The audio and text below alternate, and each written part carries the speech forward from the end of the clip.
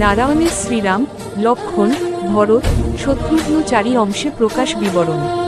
গোলক বৈকুণ্ঠপুরী সবার উপর, লক্ষ্মী সহ আছেন তথায় গদাধর।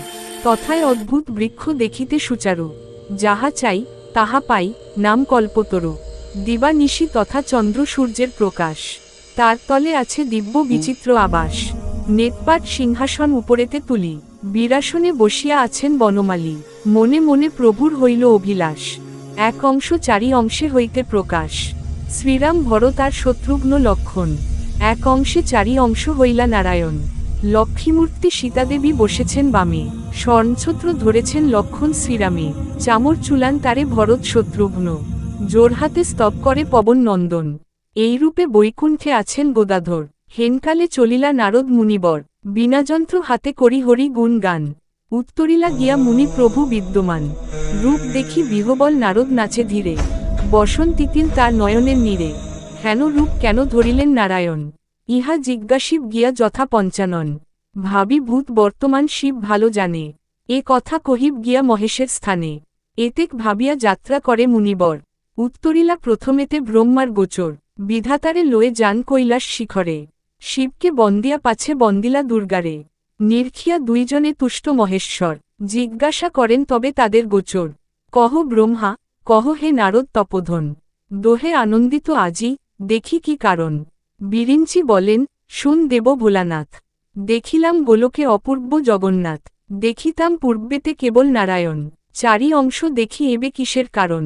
রুক্ষ বাক্য শুনিয়া কহেন বৃত্তিবাস, সেইরূপ ইহকালে হইবে প্রকাশ।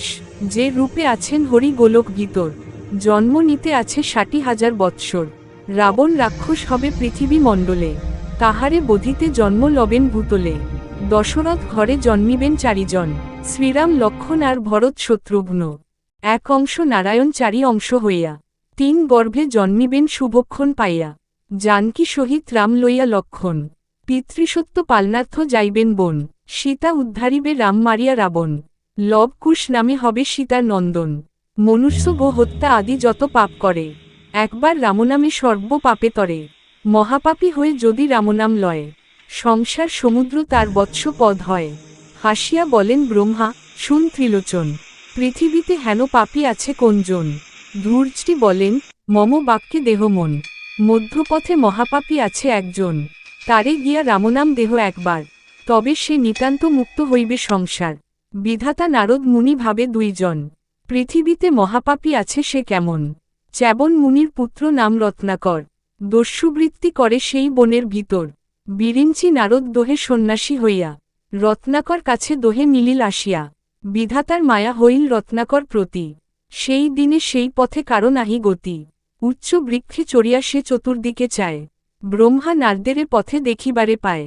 ভাবে মনে রত্নাকর লুকাইয়া বনে, সন্ন্যাসী মারিয়া বস্ত্র লই ব্যাক্ষণে। বিধাতা নারদ দোহে যান সেই পথে, লোহার মুদগর তোলে ব্রহ্মারে বধিতে। ব্রহ্মার মায়াতে তার মুদগর না চলে, মায় মুদগর বদ্ধ তার করতলে। না পারে মারিতে তবে ভাবে মনে মন, ব্রহ্মা জিজ্ঞাসেন বাপু তুমি কোনজন। রত্নাকার বলে, তুমি না চিন আমারে, লইব তোমার বস্ত্র মারিয়া তোমারে। ব্রহ্মা বলে, মোরে মারি পাবে কত ধন, করিয়াছ যত পাপ কহিব এখন। শত শত্রু মারিলে যতেক পাপ হয়, এক গো বধিলে তত পাপের উদয়। ১০০ ধেনু বধ যেই জন করে, তত পাপ হয় যদি এক নারী মারে। ১০০ নারী হত্যা করে যেই জন, তত পাপ হয় এক মারিলে ব্রাহ্মণ। ১০০ ব্রহ্মবধে যত পাপোদয়, এক ব্রহ্মচারী বধে তত পাপ হয়। ব্রহ্মচারী মারিলে পাতক হয় রাশি, সংখ্যা নাই কত পাপ মারিলে সন্ন্যাসী। যেই পথ দিয়া গতি করেন সন্ন্যাসী, আরে দীর্ঘে ৪ ক্রোশ সম বারাণসী। সে পাপ করিতে যদি থাকে তব মন, করহ এতেক পাপ কহিনু এখন। শুনিয়া কহিল দস্যু রত্নাকর হাসি, মারিয়াছি তোমা হেন কতেক সন্ন্যাসী। ব্রহ্মা বলিলেন, যদি না ছাড়িবে মোরে, ভালো স্থল দেখিয়া হে বধ আমারে। যথা কীট পতঙ্গাদি পিপিলিকা গন্ধে, লোভে না আইসে মৃত খাইতে আনন্দে। মারিলে দণ্ডের বাড়ি পরিব ভূমিতে, পিপিলিকা দণ্ডের বাড়ি পরিব ভূমিতে।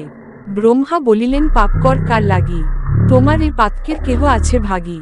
রত্নাকর বলে, যত লয়ে যাই ধন, মাতা পিতা পত্নী আমি খাই ৪ জন। যেবা কিছু বেচি কিনি ৪ জনে খায়, আমার পাপের ভাগী চারিজনে হয়। শুনিয়া হাসিয়া ব্রহ্মা কহিলেন, তবে তোমার পাপের ভাগী তারা কেন হবে? করিয়াছ যত পাপ আপনার কায়, আপনি করিলে পাপ আপনার দায়। জিজ্ঞাসা করিয়া তুমি আইস নিশ্চয়, তোমার পাপের ভাগী তারা যদি হয়, নিতান্ত আমারে বধ কর তবে তুমি। এই বৃক্ষতলেতে বসিয়া থাকি আমি। হরিশ বিষাদে দস্যু লাগিল কহিতে, বুঝিলাম এই যুক্তি কর পলাইতে। ব্রহ্মা বলে, সত্য কহি, না পলাব আমি। মাতা পিতা পত্নী শুধাইয়া এস তুমি, অতঃপর যায় দস্যু ফিরে ফিরে চায়। ভাবে বুঝি ভাড়াইয়া সন্ন্যাসী পলায়, প্রথমে পিতার কাছে করে নিবেদন। আদিকাণ্ড গান কৃত্তিবাস বিচক্ষণ।